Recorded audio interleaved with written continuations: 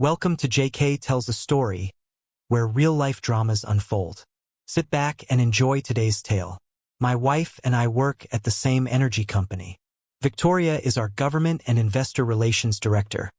She handles our relationships with state regulatory agencies and major energy investors with her magnetic personality. I'm Marcus, and I head the Geological Survey and Exploration Technology Department. Everything was going well for us. We were both employed, happy, had just finished renovating our sprawling ranch-style home in Plano, and we had two wonderful children, 13-year-old Emma and 11-year-old Tyler. We live in the Dallas suburbs close to our families and have maintained solid friendships. We're both in our mid-30s and complement each other well. In terms of looks, she's 5 feet 9 inches with long auburn hair and striking green eyes. Victoria claims her ancestry traces back to Ireland, and she certainly has that Celtic look. Slender, bright, and energetic. She never seems to stand still.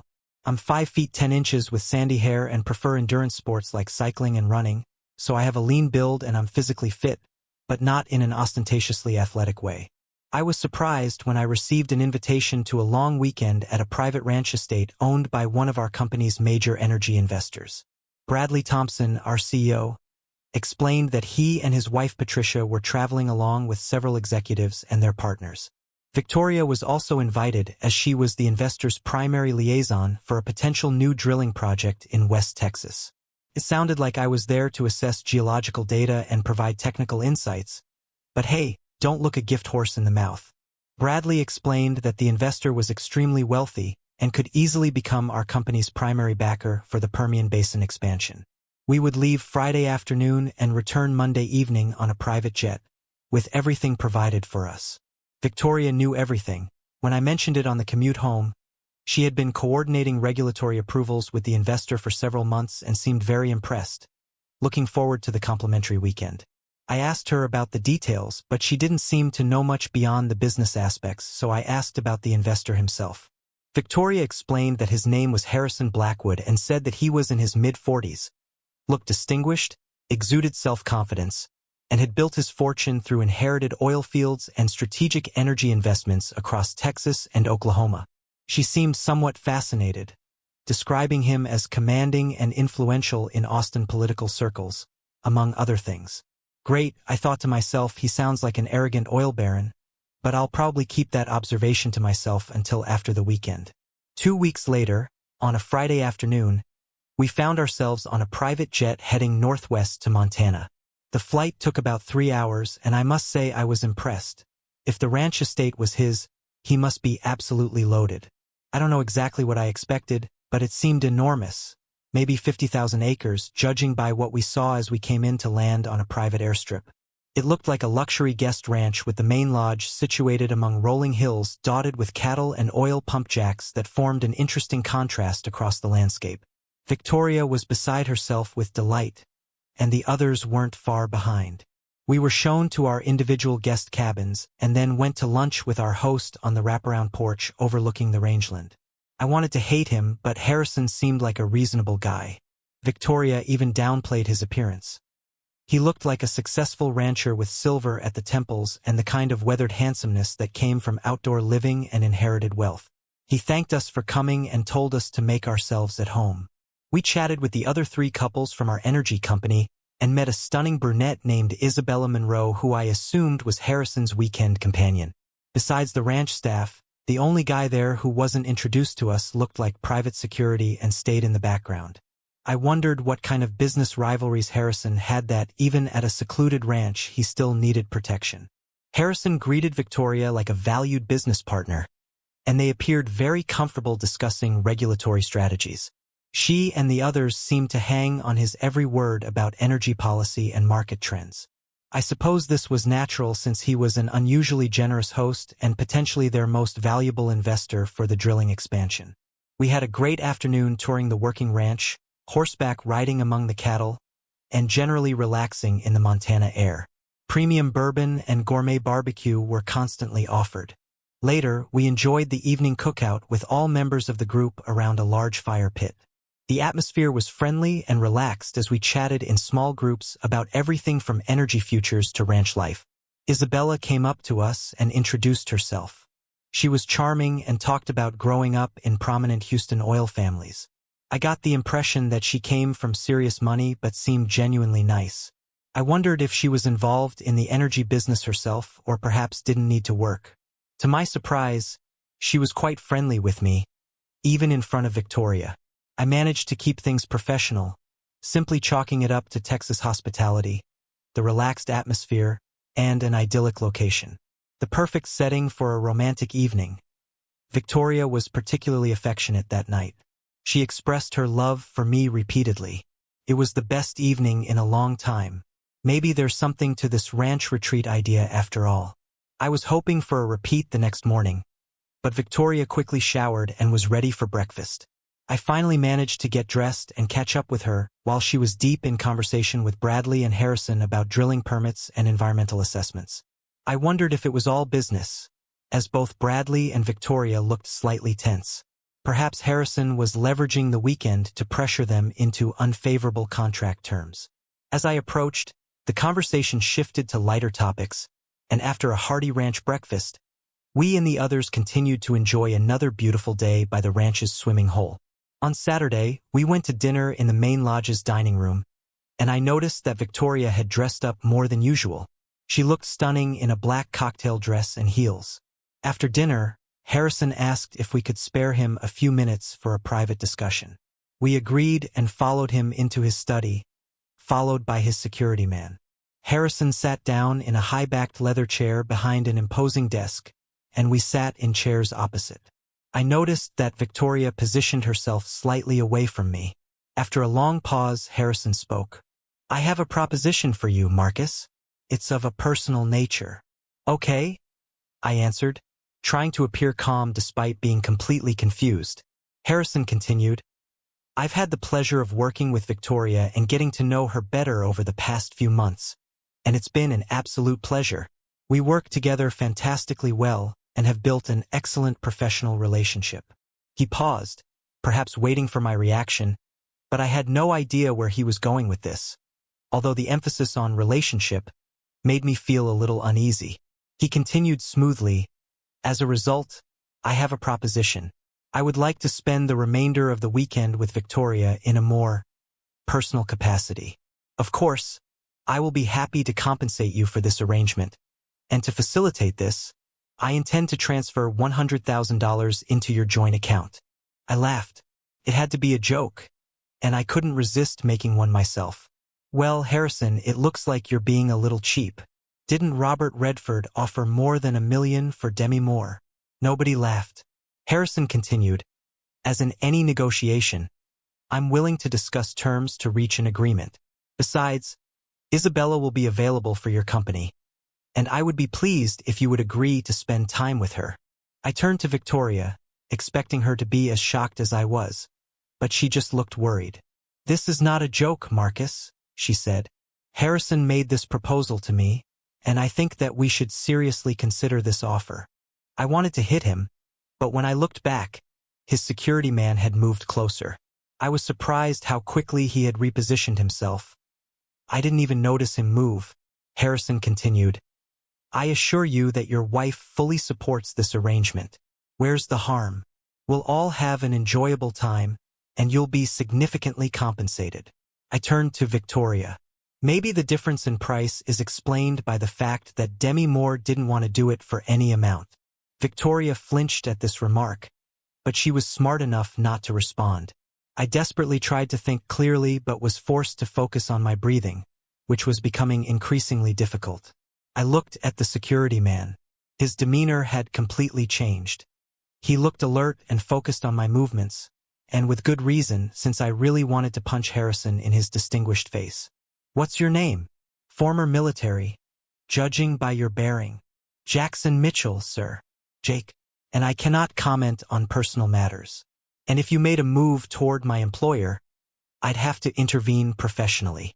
Jake's tone was respectful but firm. "Sir."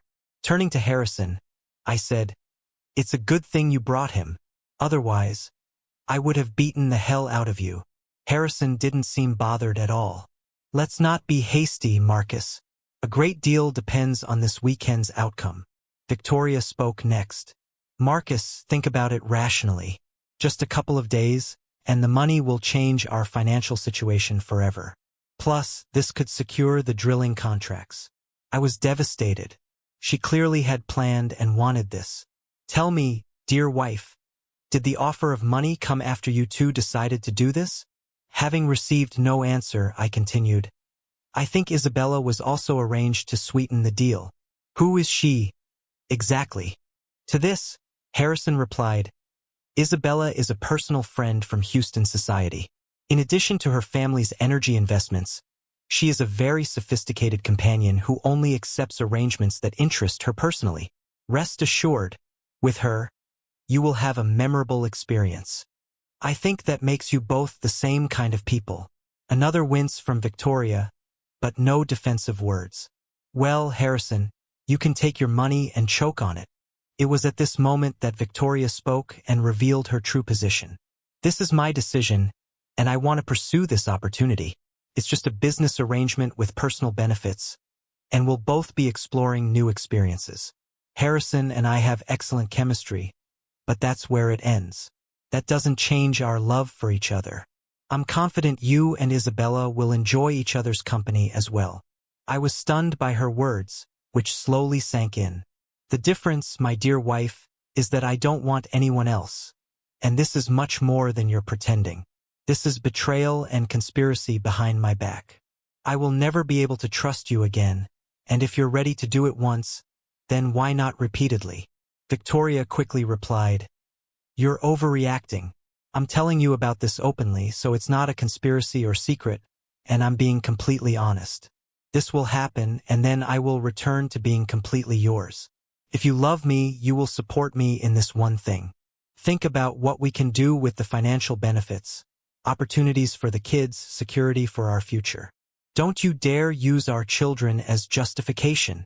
We don't need money, and don't think I'll welcome you back.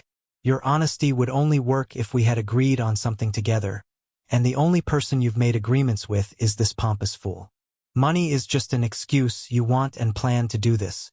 I think the money and Isabella are just added because you knew I wouldn't agree. Well, you're right. Even with money, I still don't agree. Victoria continued, You're right. I do want to do this. I want to experience something different, something new, and I am attracted to Harrison. But this shouldn't damage us. I don't want to change our relationship, and you think this will improve it? Have you already made your choice? Even dressed up for the occasion? You won't like the consequences if you go through with this. What do you mean?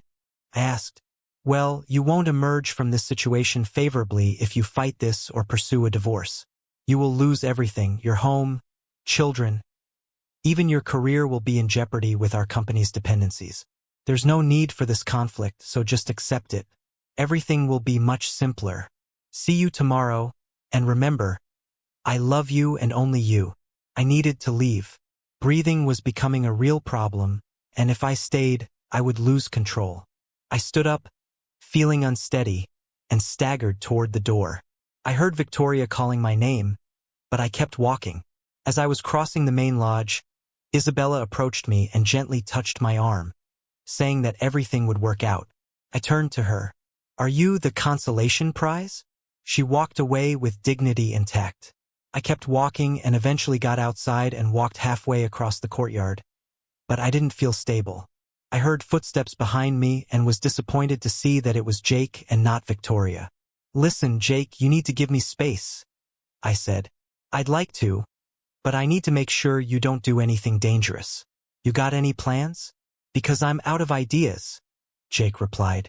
Marcus, you don't look stable. Just sit against this fence post, pull your knees up, and focus on taking long, slow breaths, Jake suggested. After a few minutes, I felt more centered. Thank you.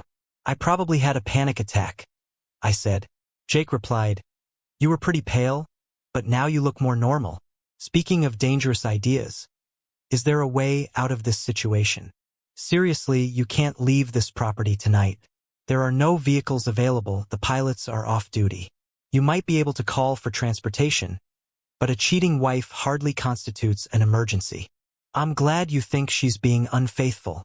She doesn't seem to understand that, and I'm starting to question my own judgment. What should I do? I asked. Because of you, I can't even give him what he deserves, I said. Yeah, sorry about that. I'd like to step aside, but I'd never find work again, Jake admitted. He continued, listen, think about your next moves and develop a strategy. Whatever you need to do can wait until Monday. It's like in the service. Form a plan, stay quiet, and don't reveal your intentions. The problem is that I have no strategy. They seem to have everything planned, and I'll have to endure tomorrow and Monday while you supervise me, I replied.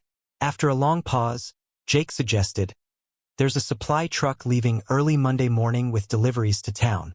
You can ride along if you want to avoid the plane with everyone else going home. They can't prevent you. No one, including me, wants to be accused of kidnapping or false imprisonment. I can even accompany you. This assignment is losing its appeal. I don't like being on the wrong side, even if it pays well. That would help. I just need to survive tomorrow. Tell you what, why don't we go riding through the ranch tomorrow morning to clear your head of all this nonsense? Besides, you should consider Isabella. She's a remarkable woman, and it seems like you have nothing left to lose, Jake suggested. I'll go back inside. Maybe she'll reconsider, I said. She, of course, did not reconsider, but surprisingly, I managed to sleep, I think from exhaustion. The next morning, I changed into riding clothes and hurried downstairs, hoping to avoid everyone and go riding with Jake. Unfortunately, as soon as I entered the dining room, silence fell. I grabbed some fruit quickly.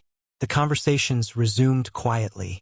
I heard comments about everything being fine, no big deal, she'll come back to normal. Then our CFO, Robert Chandler, approached with his wife. Listen, we've all been through this before. Just let it happen. It's nothing personal. He involves other wives occasionally but then moves on, and he is very generous with contracts afterward, he said.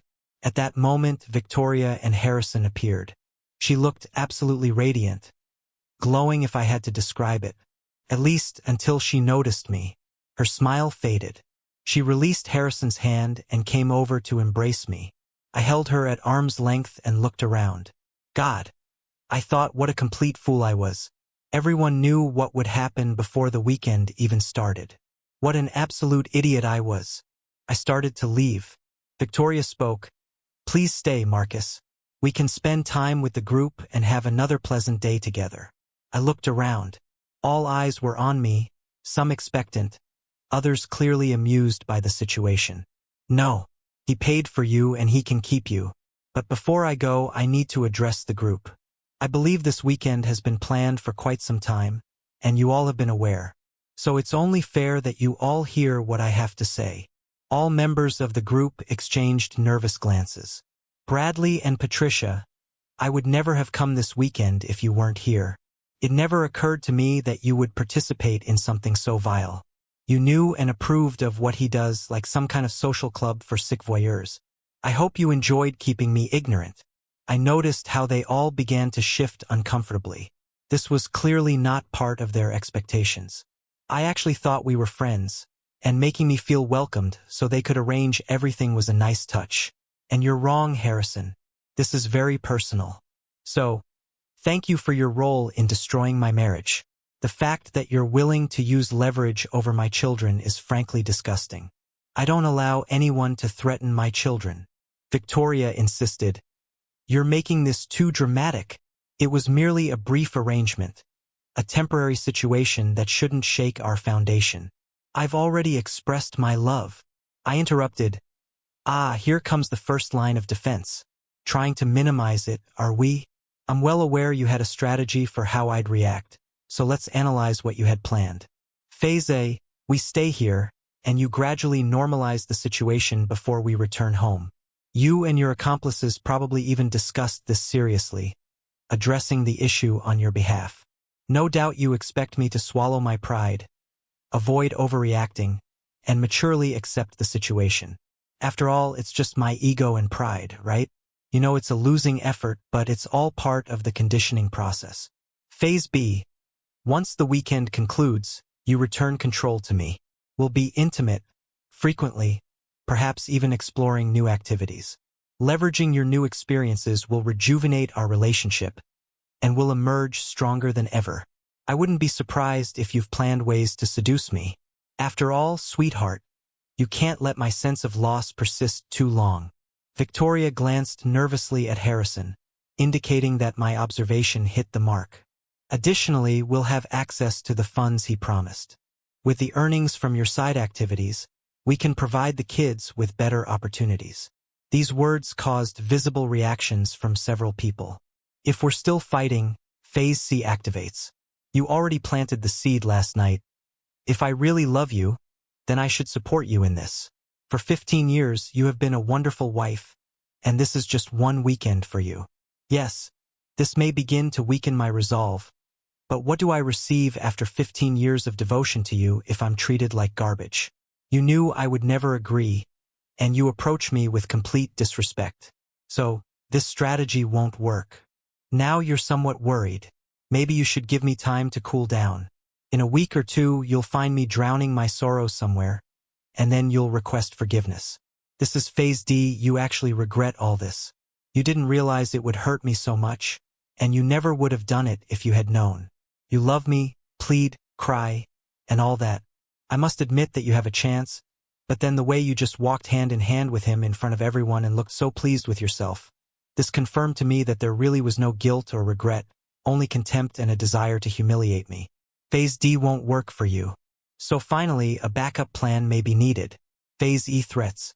You will take all the money, the house, and turn the children against me. You've already suggested that I might lose my career. Harrison will pay to find you the best lawyers. I will end my life sad, poor, and lonely. You can even threaten to move in with him and live happily ever after with our children." Harrison's head snapped up so quickly that I almost laughed. "Oh, God. It looks like your lover doesn't really want your children, baby." Victoria finally found her voice. "It's really not that complicated," she began. "Why don't we just relax and give ourselves time to think? This is Phase A, Victoria. We've already covered this," I said firmly. "So why don't we save everyone time and move to the final result? This is what I was thinking about last night, and my conclusion is that everyone, including the children, would be better off if we divorced. This is much healthier than living in an unhappy home. At the end of the day, you can't be happy if you're doing this garbage, and I'm certainly not happy. You can try to prevent me from seeing my kids, but you know I'm a good father, and that's beneficial for them, and they're old enough to understand. I doubt your family and friends will support you, not after they learn what you did. I don't care about money. It was always about you." Everyone sat in shocked silence, pale as ghosts. "Do any of you people have any more advice? Did I miss anything? No? Didn't think so. Oh, and one more thing, Bradley, you can take your job and shove it, but I'll see you in court for wrongful termination if my employment depends on your client having my wife. It seems that this is simply the reason." With that, I walked out. You could have heard a pin drop. Jake followed me as always. As we left, Jake chuckled. "Well executed. I see that you took to heart the advice to keep the plan to yourself." I couldn't help but smile. "Yeah, looks like I failed at that approach." Jake actually laughed as we left the lodge. "It's fortunate that you remained a civilian. You would never have succeeded in the military anyway. Let's go." Jake grabbed his gear and set off at a comfortable pace toward the stables.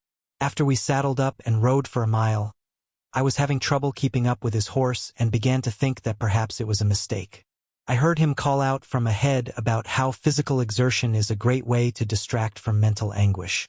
My burning muscles seemed to agree. The scenery was breathtaking, and Jake was good company. He switched from asking about me to entertaining stories from his time in the Marines. We spent several hours riding the northern section of the ranch, following ridge trails. We headed to a high overlook at the center. I was catching my breath when Jake suggested we take the direct route back since it's mostly downhill. I could barely keep up with him, but I suspected he was going easy on me. We returned at noon. I was exhausted, telling Jake that until today, I thought I was in decent shape. He was hardly winded but was kind enough to say that I was reasonably fit and that he wouldn't make me feel too bad since he was a physical training instructor in the Marines. I made my way to my cabin. Victoria was not there, and I wondered if my wife was earning bonus compensation. I showered and, finding myself very hungry, headed to the dining room for food, but was again disappointed to find Harrison and Victoria there. Jake was also there, positioned in the background, and I wondered how he managed it. He looked fresh and fully dressed in his security attire. Harrison began to speak with his usual confident manner. "Marcus, my friend, I feel that we started poorly, and I want to apologize. I've never had complications like this before, and I certainly don't want to jeopardize your marriage. It's too late. You've already done it," I replied. "I want to withdraw my request and increase the compensation." With these words, Harrison handed me a document. I opened it and saw a check for $250,000. I stared at Victoria, who looked like she was about to cry, and I couldn't help myself.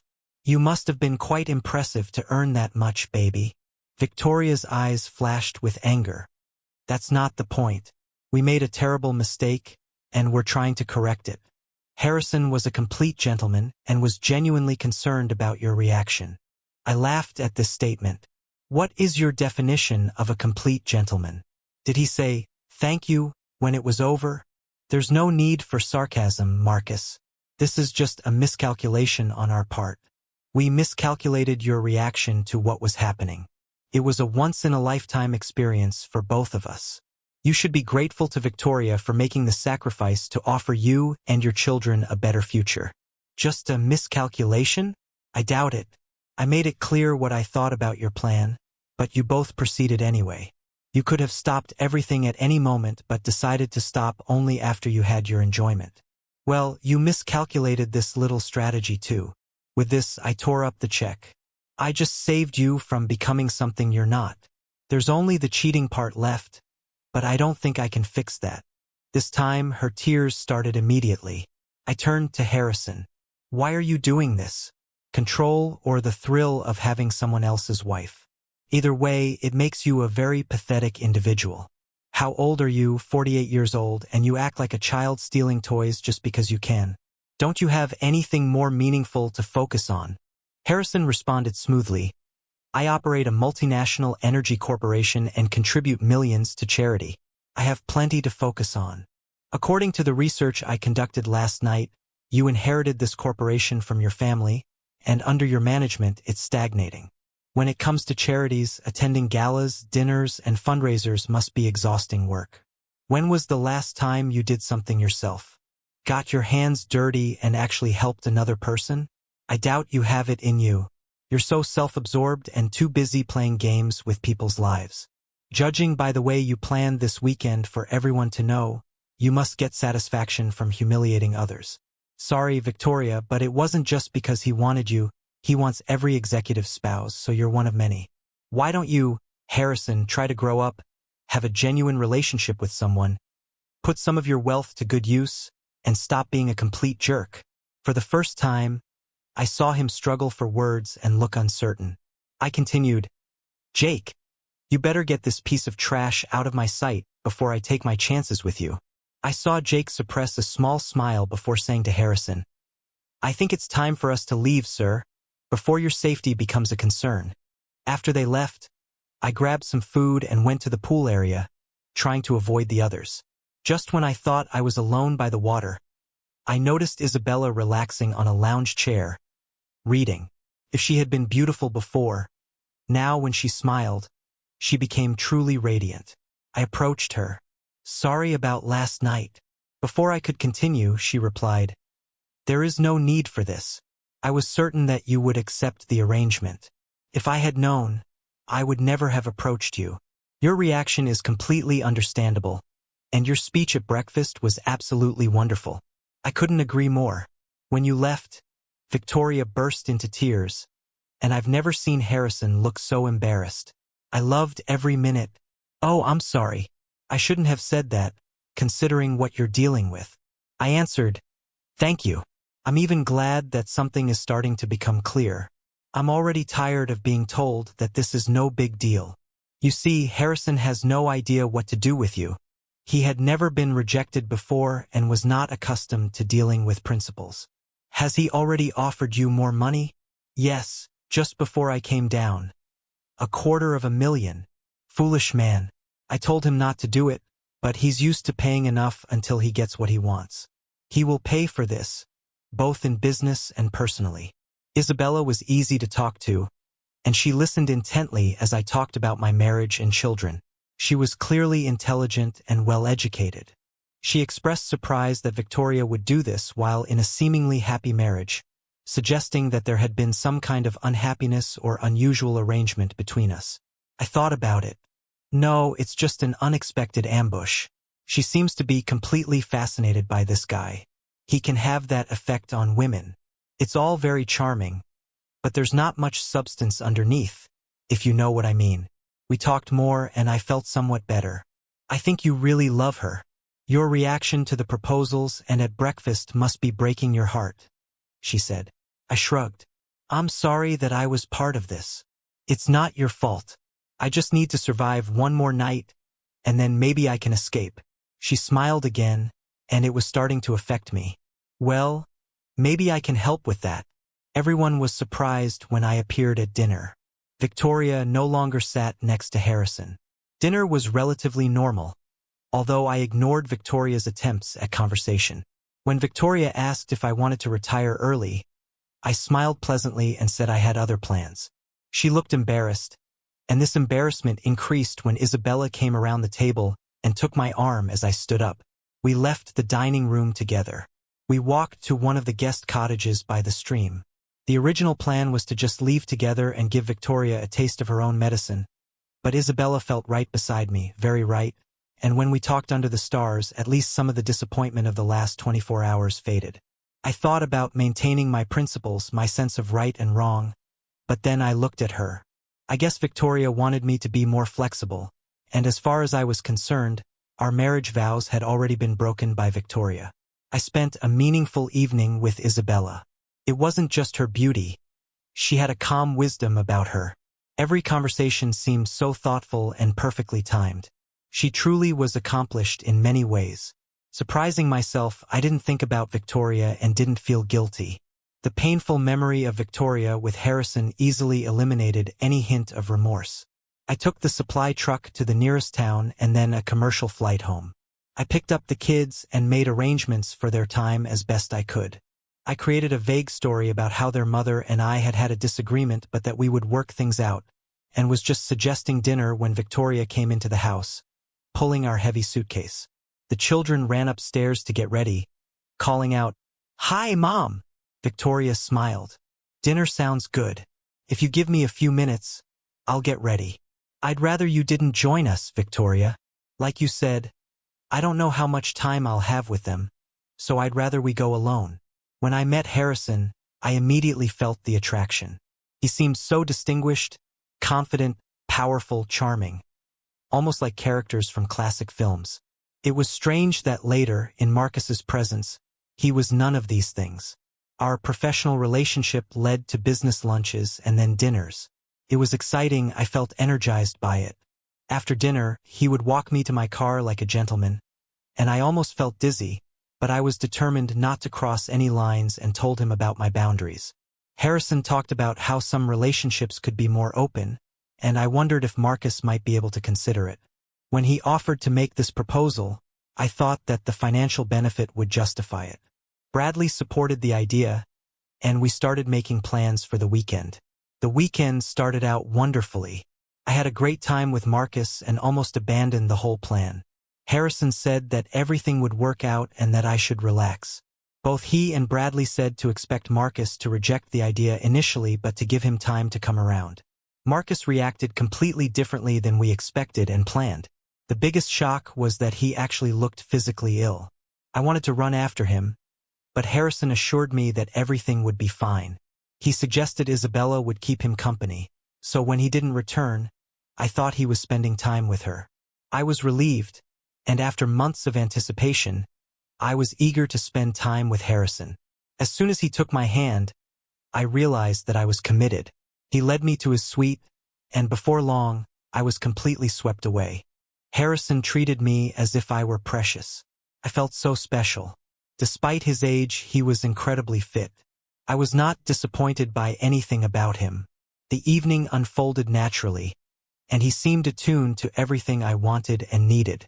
The experience was intense and overwhelming. When I came to my senses, he held me close and spoke softly. He was a skilled companion. I was stunned by the feelings that washed over me. Now I was completely captured by the moment. The experience intensified, and as we reached satisfaction together, I felt transformed. Finally, we both relaxed in each other's arms.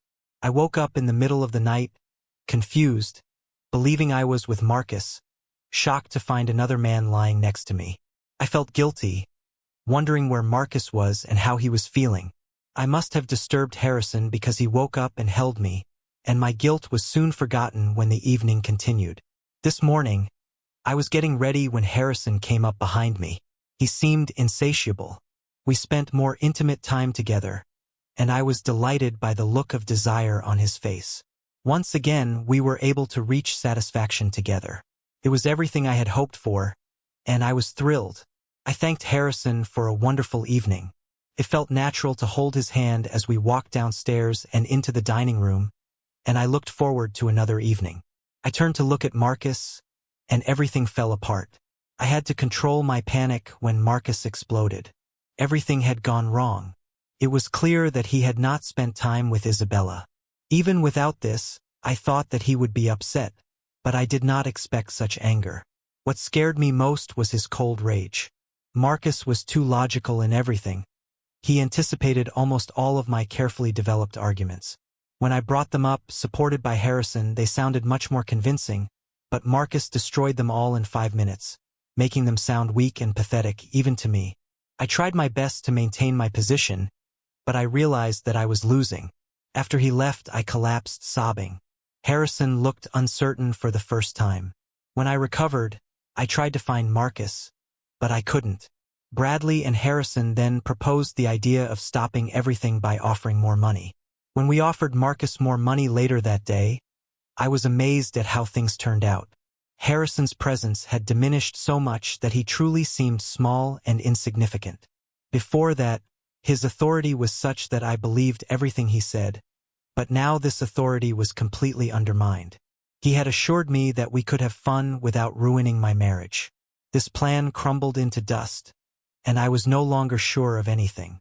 I then became irrationally angry, assuming that I would stay on the ranch longer and continue, but was surprised by Bradley's calm but harsh response. "Don't be so damn stupid, Victoria. If you want to have even the slightest chance of saving your marriage, beg for forgiveness. You better be honest and serious in what you say. He doesn't seem like a man who's willing to change his mind." Personally, I can't argue with anything he said at breakfast. I was even more shocked when Bradley told Harrison that they would never have the same business relationship again. He continued by saying that Marcus was a decent guy and didn't deserve any of the garbage we caused, and Harrison should take his advice and think about growing up. I was amazed that Marcus was present at the evening dinner. I tried to talk to him, but he simply ignored me. When he left with Isabella, I was devastated. I was going to run after him, but what could I say? Because I basically told him to do it and spent most of the trip justifying it as meaningless. I felt angry and betrayed, and then I remembered that I had done this and more to Marcus. But what made it worse was that it was all pre-planned and so public. I think I deserved it.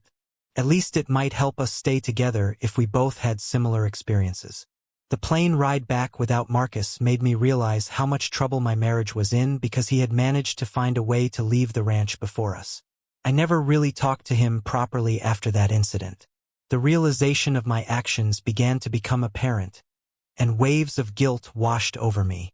I reminded myself about the money. Who in their right mind would refuse such an amount? My constant tears turned into full-blown sobs that I could not control. Bradley and Patricia became increasingly concerned about my well-being. When I got home, Marcus was there, but he didn't want me to have dinner with him and the kids. I almost managed to hold out until they left, and then I burst into tears again. Exclusion from the meal seemed to me an ominous prelude to my future life. When I came to my senses, I desperately tried to think of what to say when Marcus returned. The problem was that everything sounded like what he had already predicted, and I was embarrassed to ask my mother or friends for advice. When we finally got home, the kids went straight to their bedrooms as usual, burying their heads in video games and phones. I stood and looked at Victoria in the kitchen. She seemed completely unfamiliar to me. She almost whispered, "Can we talk? I mean properly." I shrugged, thinking that we should figure this out eventually, so why drag it out? "I'm sorry, Marcus. I promise you that it was just one time, and I will be yours and as faithful as before the weekend. I did it for the financial security. Could be life-changing for us as a family. I did it for us. You did it for yourself. We were fine and money wasn't a problem. You couldn't wait to be with him. You must have enjoyed the fancy dinner and the experience. Overall, everyone had a good time. You were overreacting. It shouldn't mean anything. You really should skip phase A, Victoria. This nonsense, and you know it. This wasn't casual. It was a planned betrayal, arrogant, selfish. All those traits that I despise, and now I despise you for having them. So you did the same thing with Isabella? No, I didn't. I took revenge because nothing seems to reach you. You couldn't pull your head out of the clouds to see how it affected me. I would never have thought about this if I had a faithful wife. And I hope it hurts, really hurts, so you might have some idea of what I feel. Only I didn't plan this in advance and with the knowledge of everyone else, making myself look like a complete fool. Speaking of which, how long did your secret plan take? And was this your first time with him?" Her eyes widened at this, but then she seemed to realize that this was a sincere and reasonable question. "It was the first time. We had business dinners, and I knew that he liked me. I think Bradley and Patricia were feeling me out, asking if I was interested. The four of us were having dinner, and for the first time in my marriage, I found myself attracted to another man. His confidence was intoxicating. I knew it was wrong, and I resisted with all my might and managed not to have an affair. Then Harrison suggested the idea of asking you about opening up our relationship and what you thought about exploring. We talked about this briefly one evening, but it was clear that you would not agree to this. Then he came up with the idea for this proposal, and I thought that the money would make it all worthwhile for you. We were nervous as the trip approached, and he suggested inviting Isabella to ensure that you would agree. I didn't like the idea, but by then, I just wanted it to happen. I thought that even if you didn't entirely approve of this, we would recover. Then you so effectively destroyed all these ideas at breakfast, and I began to realize the consequences of what I had done. Was it worth it? No, of course not. I was so carried away by him and listened to what he said. I never meant to hurt you. Oh, then straight to phase D? Unintentional pain? You were enjoying this. It was clear enough from the way you were glowing during breakfast. Now you're just telling me what I need to hear. Sorry, the honest answer is yes, I enjoyed it. He was skilled. It's not better or worse. It's just different. It was exciting, new, thrilling, and I was fascinated by it.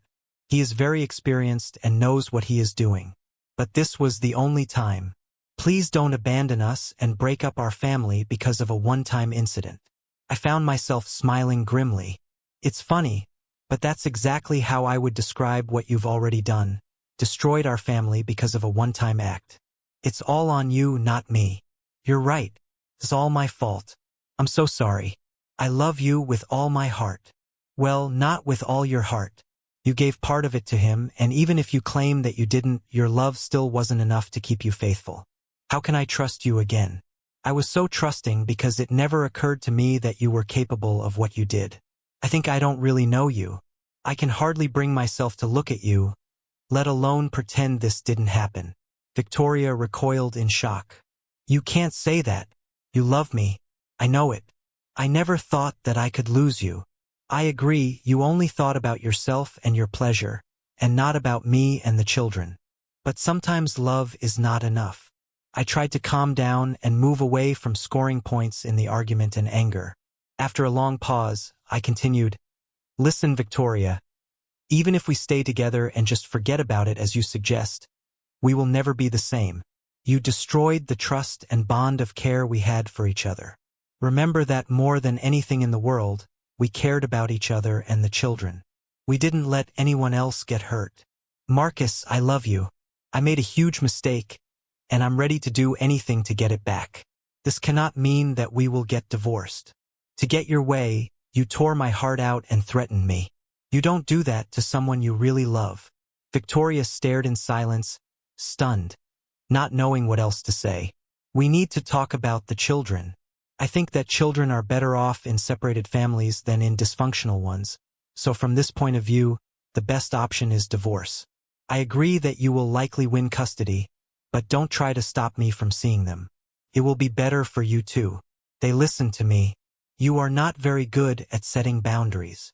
I frowned at the irony of that comment. "And they are already testing you. It will be better for you and for them if I remain in their lives." Victoria nodded reluctantly. "Seriously, Victoria, no matter what happens, don't stop me from seeing our children. Don't alienate me. I am not a bad guy. I treat them well and love them dearly. You haven't seen how determined I can be yet. I will fight you to the end, spend all our money on lawyers, and we will destroy each other in the process." I warned her. She nodded. "I would never do that. You are a great father and they need you. They will want you to continue to take them on trips and help them with all their activities," she said. I turned and looked at her, surprised by the first comment in which I felt that she was not trying to manipulate me or justify her actions. "Be careful, Victoria. You're dropping phase D. Seriously, even though you know who I am, why do this? I can only think that deep down, you wanted us to break up." "God, never," Victoria said urgently. "There is no excuse for this. I became selfish, convinced myself that I could get something more. It seemed to me that somehow I could have both you and him. Why didn't you stop that evening and just leave?" "I couldn't breathe and had to leave. Then it didn't seem to matter much anymore. The fact that you wanted another woman by any means necessary meant that I had already lost you. This conversation killed us long before you went anywhere with him. Perhaps it was all over when you first started planning everything. You spent weeks talking to him and preparing. Letting you go and not forcing you to stop makes it easier to end everything. There is no turning back, and that was the beginning of the end. The marriage was destroyed in less than 4 days. We divorced, fortunately without any need for extensive counseling. I think Victoria didn't want to explain her actions to a therapist. On the one hand, it's a shame. I was hoping someone qualified could show how wrong she was. She did keep one promise, and in the end, we spent approximately equal amounts of time with the children. She even admitted to them that everything was her fault without going into details. They were old enough to understand and often decided for themselves where to stay. They were at that age when parents became glorified taxi drivers and ATMs. I'm biased, but I think they are great kids and handled the breakup very well. Children can be surprisingly resilient. Under the terms of the divorce, Victoria could keep our ranch-style home in Plano until the children were of age and then sell or buy out my share, but I still wanted this for the children, and it allowed them to attend the same school. Fortunately, the decision paid off. By the time the children went to college, Dallas suburban real estate prices had skyrocketed. Victoria had to buy my share, and it was the best investment of my life. How could she afford this? Well, we kept the $250,000 and divided it up in the divorce, and just like with Isabella, I couldn't hold myself to the moral high ground. What can I say? I am a practical person. Either way, it seemed like a small price to pay compared to the cost of the marriage and what was once a happy life.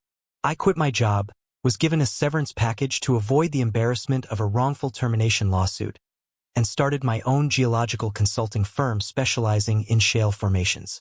Victoria kept trying to get us back together, but I just wasn't interested. So was it the right decision to end the relationship? It was messy, and there were certainly no winners, but the initial threats and consequences did not materialize.